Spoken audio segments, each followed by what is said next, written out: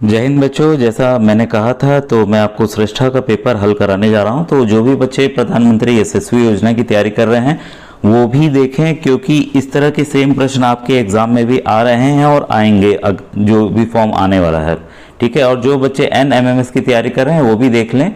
ठीक है, तो ये हर एक राज्य के बच्चों के लिए है, चाहे वो हरियाणा के हों या आपके मध्य प्रदेश के हों या बिहार के हों। ठीक है, क्योंकि उनके कई क्वेश्चंस इस पैटर्न पे भी आ रहे हैं बच्चों। ठीक है, तो और जिन बच्चों ने अगर व्हाट्सएप ग्रुप नहीं ज्वाइन किया है तो आपको डिस्क्रिप्शन में लिंक मिल जाएगा, तो आप लिंक के जरिए आप ज्वाइन कर लीजिएगा। जिस भी परीक्षा की आपको तैयारी करनी है तो किसी एक ग्रुप में आप ज्वाइन कीजिएगा। बच्चों एक रिक्वेस्ट है, जो भी आपको पूछना हो तो आप केवल यूट्यूब पे बच्चों पूछा कीजिए, तो मैं उसका आपको आंसर जरूर दूंगा। और व्हाट्सएप पे बच्चों बहुत ढेर सारे मैसेज हैं, मैं अभी भी उनके आंसर्स नहीं दे पा रहा हूँ क्योंकि बहुत कम समय मिल रहा है बच्चों, इस वजह से। और YouTube पे आप लिखने का फ़ायदा ये है कि आपके जो प्रश्न होंगे, हो सकता है कई बच्चों के प्रश्न हो तो उनका समाधान हो जाएगा। तो बच्चों मैं अजय कुमार वाराणसी उत्तर प्रदेश से आपके अपने चैनल नव शिक्षण पे स्वागत करता हूँ। बच्चों आइए आज के प्रश्नों पे बढ़ते हैं। बच्चों आज मैं पेपर पेन का मतलब अलग से पेपर पे ये गणित के सवाल हैं, मुझे ऐसे समझा के करना चाहिए, लेकिन इसी पे मैं समझाने का प्रयास कर रहा हूँ क्योंकि थोड़ा सा कम समय में बन भी जाएगा और उसको प्रोसेस में बच्चों ज़्यादा समय लगता है। और यहाँ आपको मेन आपको प्रश्न दिख जाएंगे, और जो मेरे पास पेपर था तो उससे आपको क्लैरिटी नहीं आ पाती। यहाँ एकदम आपको क्लियर ये प्रश्न दिख रहे होंगे, इसलिए मैं इसके जरिए बताने जा रहा हूँ। तो लेकिन आपको चीज़ें समझ में आ जाएंगी, बस आप उसको ध्यान से सुनिएगा। पहला देखिए, जो प्रश्न आपको दिख रहा है वो है 52698 के वर्ग का इकाई का अंक क्या है। अब बच्चे आप लोग ये मत करेगा वर्ग निकालना है तो हम क्या करें कि संख्या लिख लें और इस संख्या को खुद से गुणा करके देखें, जो उत्तर आएगा उसको फिर हम इकाई अंक देखें। आपको इकाई अंक पूछा, ये सब अंकों की जानकारी पूछा ही नहीं है, तो आपको चालाकी से काम लेना है। ठीक है, तो बस आपको देखना है कि इसमें इकाई अंक यानी कि यूनिट डिजिट क्या है। ठीक है, तो उसका स्क्वायर करना है आपको। वर्ग मतलब स्क्वायर होता है। ठीक है, तो यूनिट डिजिट आपका 8 है। 8 का वर्ग कितना होगा? 8 8 जा 64। ठीक है, तो पूछ रहा है कि उसके इकाई अंक पे क्या होगा। जो वर्ग हुआ, हमने वर्ग किया, उसका यूनिट प्लेस पे या इकाई अंक पे क्या होगा। ठीक है, तो क्या होगा? 4 आया, तो इसके लिए आंसर क्या है? Answer number 4। तो क्लियरली ये समझ में आ गया होगा, ये कॉन्सेप्चुअल क्वेश्चन है, तो जिनको भी वर्ग की समझ होगी वो आसानी से कर लेंगे। सेकंड क्वेश्चन आपके सामने है, एक पाइथागोरस त्रिक ज्ञात कीजिए जिसकी एक संख्या 18 है। अब देखिए कई बच्चे पाइथागोरस त्रिक पे ध्यान नहीं दिए होंगे। देखिए प्रश्न इससे भी बन जाते हैं। क्या इस तरह के प्रश्न आपको NMS में मिले थे? नहीं मिले थे, लेकिन इस बार आ सकते हैं। जो भी बच्चे नए तैयारी कर रहे हैं, चाहे आप जिस स्टेट के हों, तो आप इसको ध्यान में रखिएगा, ये आ सकता है प्रश्न। ठीक है, इसको अलग से नोट कर लीजिएगा। इसमें बच्चों देखिए पाइथागोरस त्रिक कहते हैं, या जो पाइथागोरस जो 3 नंबर्स होते हैं उसको इस तरह से डिनोट किया जाता है, 2m। ठीक है, इसके बाद है m स्क्वायर माइनस 1, इसके बाद है m स्क्वायर प्लस 1। ठीक है, तो ये 3 नंबर होते हैं। तो अगर हम किसी भी एक को, आपको रैंडम चेक करना पड़ेगा सबको। बच्चों देखिए जो हमें संख्या निकालनी है तो हम एक रैंडम लेंगे यहाँ पर। ठीक है, तो हम रैंडम लेने जा रहे हैं कोई भी संख्या को। ये देखिए ये वाला जो है ऑप्शन इसलिए पॉसिबल नहीं है क्योंकि पहला जो होगा वो 2m दिया हुआ है, m स्क्वायर उसकी बहुत ज़्यादा वैल्यू बढ़ जाएगी।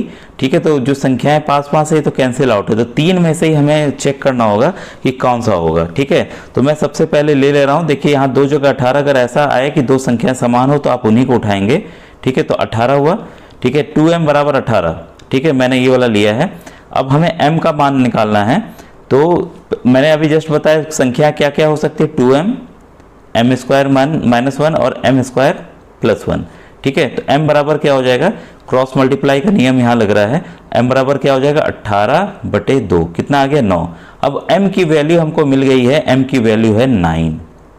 ठीक है, अब इसमें 2m करिए, 2m कितना हो जाएगा? 9 2 18। तो पहली संख्या देखिए हमें मिल गई है, वो है 18। ठीक है, तो आपका आंसर 4 या आंसर 3 हो सकता है। और दूसरा है, मैंने देखिए m स्क्वायर माइनस 1 लिखा है। m का मान कितना है? 9। 9 का वर्ग कितना होता है? 81, 81। 81 माइनस 1, तो दूसरी संख्या क्या आ गई? 80।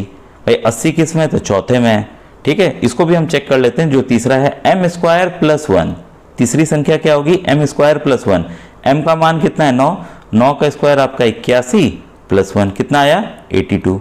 ठीक है, तो देखिए सभी नंबर हमें मिल गए कि नहीं मिल गए चौथे वाले ऑप्शन में, इसलिए दूसरा का बच्चों चौथा ऑप्शन सही है। तो कुछ बच्चों को थोड़ा सा ये कठिन लग रहा होगा, तो बच्चों इसको ध्यान दीजिएगा, हमें रैंडमली चेक करना है। ठीक है, पहला नंबर आप उठाएंगे, रैंडमली चेक करेंगे, जो दूसरा मिलता चला जाएगा जान लीजिए कि वही आंसर होगा। ठीक है, अब इसके बाद है क्वेश्चन नंबर 3 कि इसका घन क्या होगा। ठीक है, तो बच्चों घन के लिए ये कई मेन घन अगर 4 का रहता आप इजीली कर लेते। ठीक है, कैसे कर लेते, 4 × 4 × 4, 4 4 जा 16, 16 4 जा 64, ये उत्तर आ गया। क्योंकि ये दशमलव है तो दशमलव बच्चों हमेशा परेशान करता है। तो आप क्या करेंगे, जब भी ये जीरो वाली संख्या हो इस तरह की, अगर दशमलव का गुणा करना जानते हैं तब तो कोई दिक्कत नहीं, कर लीजिए, और जल्दी में करना है, कंफ्यूजन नहीं है, तो इसको ऐसे ही 64 निकाल लीजिए। और ये दशमलव हटाएंगे, जब इसका दशमलव हटाएंगे तो नीचे क्या आ जाएगा 100, तो 4/100। ठीक है, अगर हमने 4 का घन किया तो 100 का भी हम घन करेंगे, तो 100 के घन को अगर हम 3 बार करते हैं तो उतनी बार जीरो आ जाएगा नीचे की तरफ। ठीक है, कितने जीरो हो गए, 1 2 3 4 5 6 जीरो हो गए। ठीक है, हमें क्या करना होगा, यहाँ पर 6 जीरो से मतलब कि इससे भाग देना होगा, 1 2 3 4 5 6।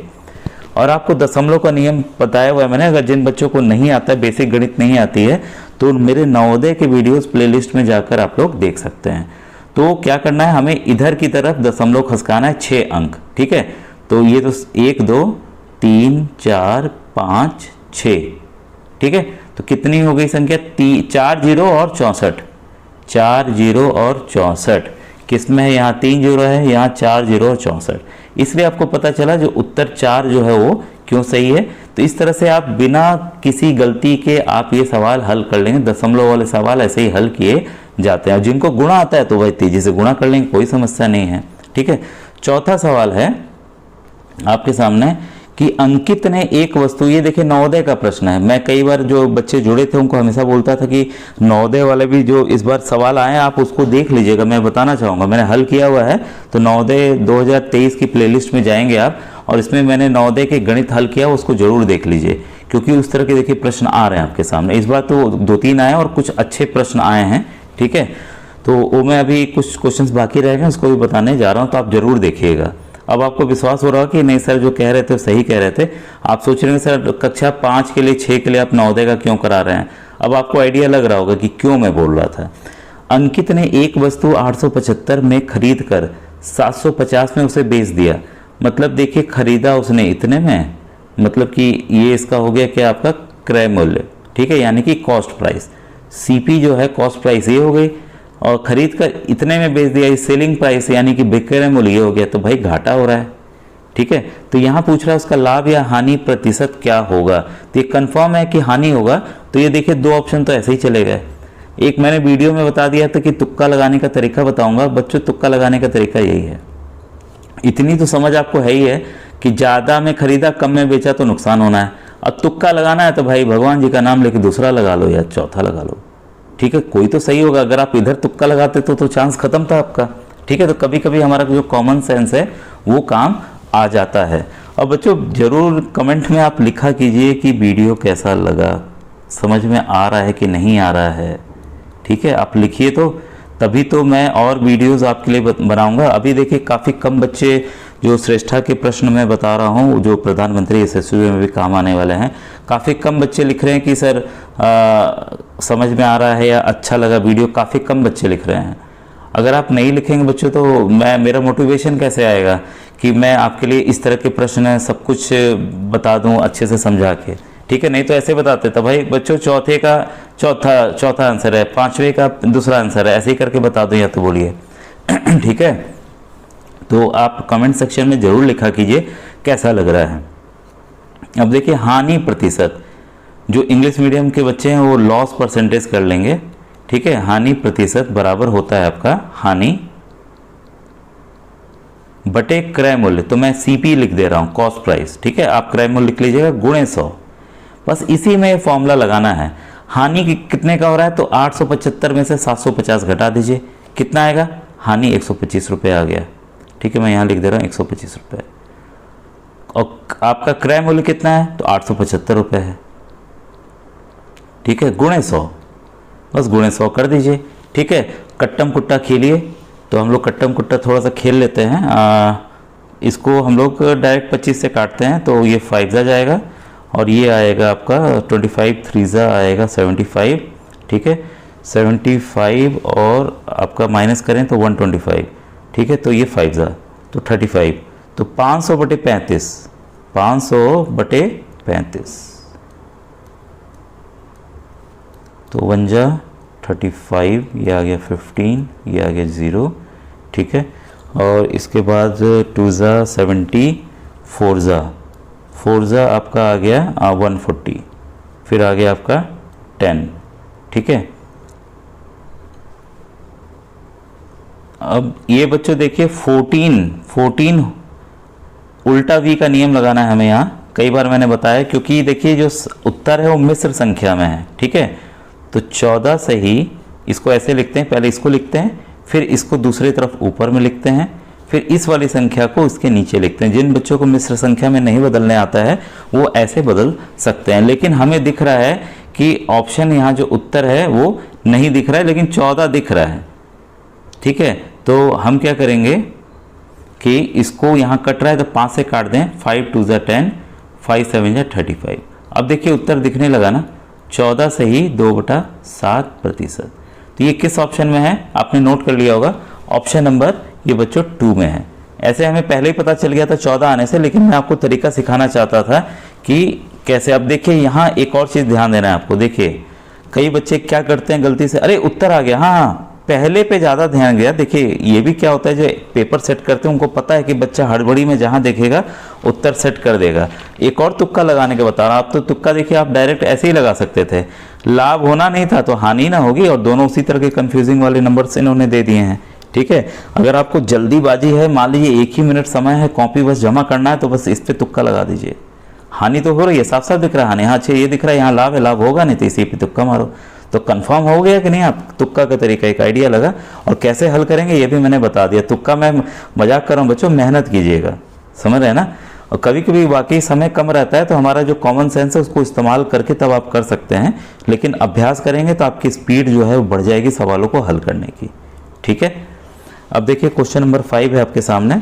काफ़ी अच्छा प्रश्न है ये, एनएमएस के लिए भी काफ़ी इंपॉर्टेंट है जो बच्चे तैयारी कर रहे हैं।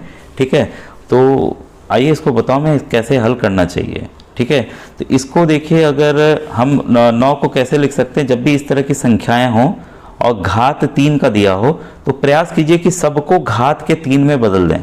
जैसे 9 को कैसे लिख सकते हैं, 3 के घात 2, 3 टू द पावर 2। 729 को कैसे लिख सकते हैं आप, 3 के घात 6, यानी कि 3 टू द पावर 6। ठीक है, अब हमें एक्सपोनेंट का रूल है, जो घात का नियम है, घातांक का नियम है, उसको यूज करना है। ठीक है, 3 to the power 3x minus 1। ठीक है, बटे क्या हो जाएगा, भाग का चिन्ह है तो बटे आएगा 3 के घात 2 बराबर 3 के घात 6। अब आप समझ में आया कि ये मैंने कैसे लिखा। और इसमें क्या होता है बच्चों कि अगर सेम पावर हो, a to the power m बटे a to the power n, ये अगर नहीं फॉर्मूला जानते हैं तो इसको नोट कर लीजिए। ये चीज़ जब ऊपर जाएगी तो ये बच्चों देखिए ये आधार सेम रहेगा, बेस सेम है, देखिए 3 3। ये जब ऊपर जाएगा n वाला, m माइनस n हो जाएगा। जब भाग होता है तो क्या होता है, घट जाता है, जब यही गुणा होता है तो जुड़ जाता है, जोड़ का चिन्ह लग जाता है। तो यही मैं यहाँ करने जा रहा हूँ, 3 to the power 3x minus 1। ठीक है, और माइनस 2, इसका घात ऊपर चला गया 2 वाला, बराबर 3 के घात 6। अब देखिए बच्चों इसमें मज़ेदार बात यह है, अगर दोनों तरफ आधार सेम है तो जो इनकी पावर्स है, घात को है, हम बराबर कर सकते हैं। तो आपने नोट कर लिया, कई चीज़ें छुपी रह रही हैं, जो मैं बोल रहा हूँ उस हिसाब से आप नोट कर लीजिएगा। ठीक है, क्योंकि अलग से मैं फिर सवाल नहीं दिखा पाऊंगा बच्चों, उसमें फिर बहुत प्रॉब्लम होती है। तो मैं घातों को बराबर कर दे रहा हूँ, जो मैंने लिखा था 3x माइनस 1, ऐसे भी आप समझ सकते हैं। और ये वाले का क्या हुआ, ऊपर गया। ठीक है, तो आपका ये यहाँ पे -1, यहाँ -2। ठीक है, बराबर 3 के घात 6, सॉरी हाँ ये 6 ही हो जाएगा, यहाँ केवल 6 आएगा बच्चों, ये 3 हट गया अब तो। ठीक है, बराबर 6। अब इसी को हमें हल करना है, तो x को हमें अकेला करना है, तो 3x बराबर क्या होगा, ये उधर जाएंगे तो क्या हो जाएगा, प्लस हो जाएगा। तो 6 में 2 जोड़ दीजिए 8 और 1 है 9। और x बराबर, x को अकेला करना है, क्रॉस मल्टीप्लाई का नियम फिर लगाएंगे तो ये हो जाएगा 9/3, काट दीजिए, 3 1 जा 3, 3 3 जा 9। तो x का मान कितना आ गया 3। तो आपको पता चला कि इसका जो ऑप्शन नंबर 1 है वो क्यों सही है। ठीक है, अब देखिए रेलगाड़ी का प्रश्न है, इस बार नवोदय में रेलगाड़ी के प्रश्न आए हैं और बहुत ही अच्छा आया है। इससे बड़े लेवल का है, कठिन लेवल का है, कक्षा 6 का। आपको ये काफ़ी आसान प्रश्न है बच्चों। ठीक है, आप उस सवाल को देख लेंगे। आप एक बार मेरी बात मानिए, नवोदय के वीडियोस में जाइएगा, देखिएगा। मैंने ये मालगाड़ी वाला, अच्छे नहीं मालगाड़ी वाला अगले वाले में है, लेकिन काफ़ी अच्छे प्रश्न, मैं अभी वीडियो बना नहीं पाया उसका, अभी बनाऊंगा, तो आप जरूर देखिएगा उस प्रश्न को। प्रश्न नंबर 6। ठीक है, ये बच्चों थोड़ा टाइम ज़्यादा हो रहा है। ठीक है, आज थोड़ा मुझे एक जगह जाना भी है तो मैं यहीं ख़त्म कर रहा हूँ। आपको अगर आता है, ये काफ़ी आसान प्रश्न है चाल, समय और दूरी का, तो इसका हल करके इसका मुझे उत्तर भेजिएगा, पहला, तीसरा, दूसरा, चौथा कौन सा सही है, कमेंट सेक्शन में आप जरूर लिख के भेजिएगा। तो मुझे उम्मीद है इस सवाल को मुझे बताने की आवश्यकता नहीं पड़ेगी। ठीक है बच्चों।